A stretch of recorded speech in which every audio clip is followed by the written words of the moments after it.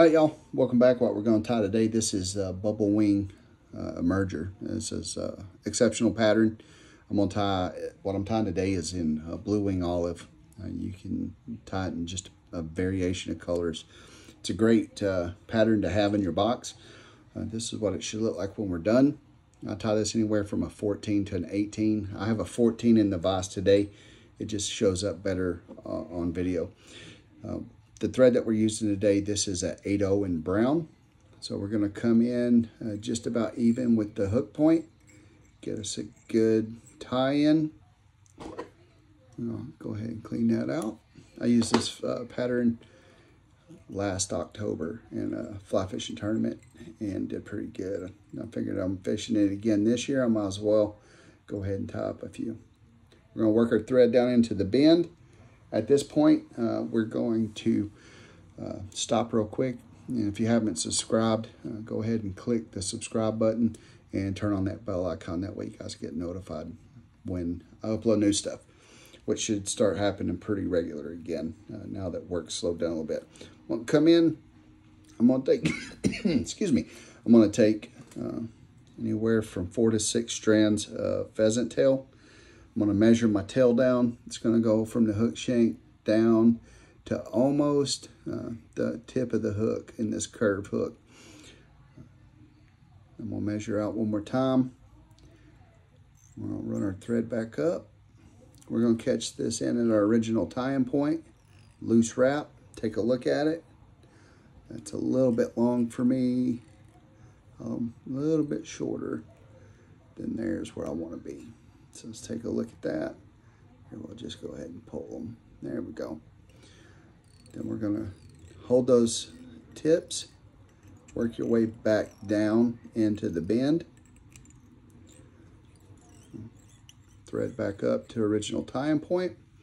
At this point, we're going to come in with some fine copper wire. I'm going to catch this in on the side. Work our way down. Our tie thread back up, building a little bit of bulk to the body. That's all we're doing. We don't want it to get too bulky, but we want it to have a little meat to it. You could clip this out and retie back in, but it's a little bit easier if you just go ahead and fold it over. We're going to fold that over to the tail tie-in. We're going to take touch and turns back up to our original tie-in spot. At this time, we'll start our body wraps. Good touch and turns with those pheasant tail fibers. A lot easier if I'd use my hackle plier, but we'll just finish it out. Back up to the tie-in point. Good secure catch. One in the front, 2 more in the back. Then we'll clip this out. Good and flush.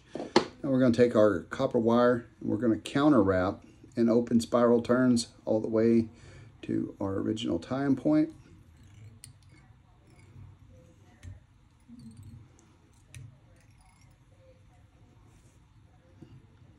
Go ahead and break it out. You can clip this out if you've got an old pair of scissors, but the price of scissors today, I'll just go ahead and keep doing it that way. Back to the original tie-in point. Now we're going to come in with some Blue Wing Olive dubbing. Get that to the side and get that ready. And then with our next step, we're going to come in with either some EP fibers or some yarn. If you want to save the money and you don't want to pay for the EP fibers, you can just use a gray yarn or a white yarn. We'll catch our wing material in, run it back up to the back of the hook.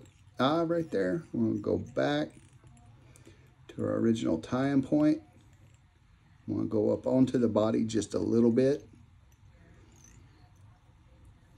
Take a look at it. Got a little bit more room. I'm going to keep that right on top of the hook. There we go. That looks a little better. And we're going to come in with our dubbing that we already got ready for the noodle. I'm going to put that onto our thread.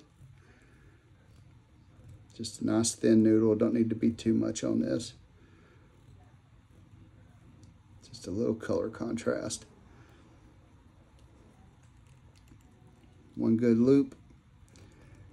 Tighten up your dubbing noodle.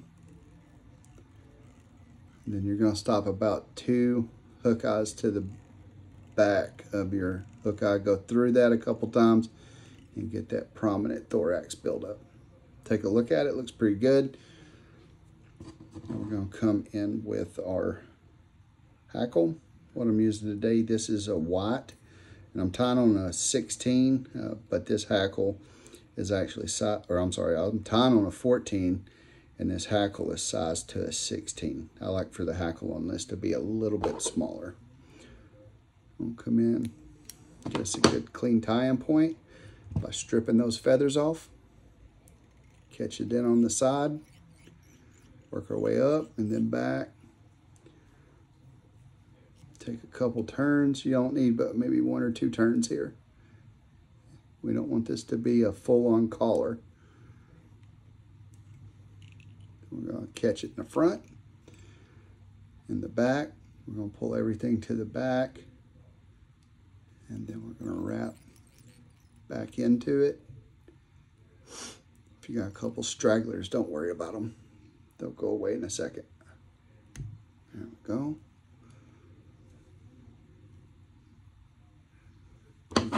Clip those out.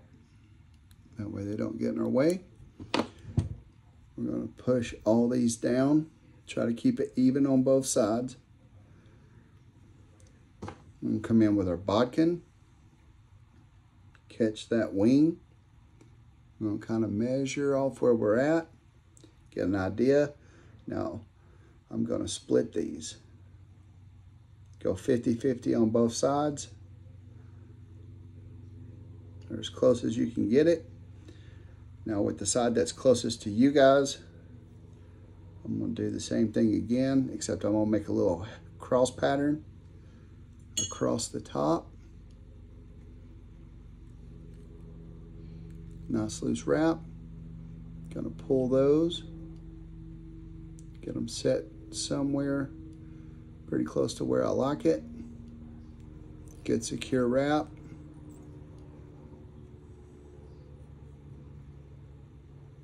That's pretty good.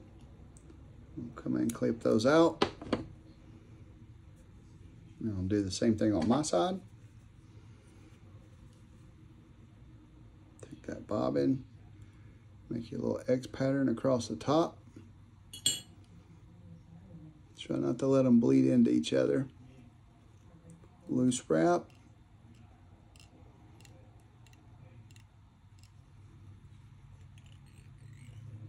Good firm, a little bit firmer wrap. Then I'm going to pull these down to be equal in the back. I'm going to clean these out right here, up close. Go ahead and build the head.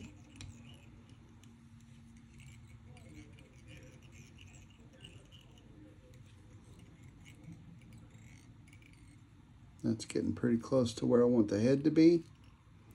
I'm going to work my way back just a little bit. And we'll come in with some fine tan. You don't have to do this part if you don't want to. I just do it just because that's the way I've always built this fly. One good loop. Tighten up your dubbin.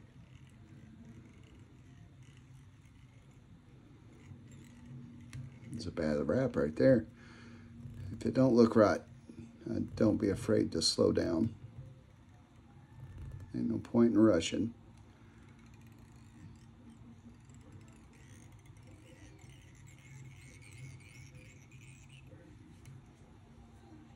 Come in with our half hitch tool or whip, whichever one you want to do. I'm going to put resin on this, so it's not going to matter. It ain't going to come apart. Come in and clean it out just a little bit right there. For these smaller flies, I would never just try to dab it on there. Sometimes it's easier if you just put your bodkin down in your epoxy. You don't need a whole lot on these anyway. Come in right there at the top, turn it up on its side, down my side. Go ahead and set it. And then the last step for this fly,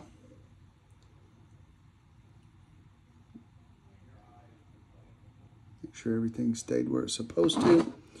We're going to come in and clip a couple of these strands out. You just want it to be able to shoot to the back just a little bit. Sometimes that's easier said than done. There we go. Just let them go crazy. Do what they want to do. Now, the more material you use for your wing, the more air it's going to trap. And the more air it traps, the more buoyancy this fly will have. And that's it. That's the Bubble Wing Emerger. Hopefully you guys enjoy it. Definitely tie them up, try them. Good flies. Excuse me. Show it to your friends. If there's anything you guys ever want to see, like always, just go ahead and leave it in the comments or just shoot me a message and I'll get it put up here. If you guys want to see a rod building video, those are kind of tricky to film, but I'd be glad to try it for you guys. Other than that, hope you enjoy it. Don't forget to subscribe. And until next time.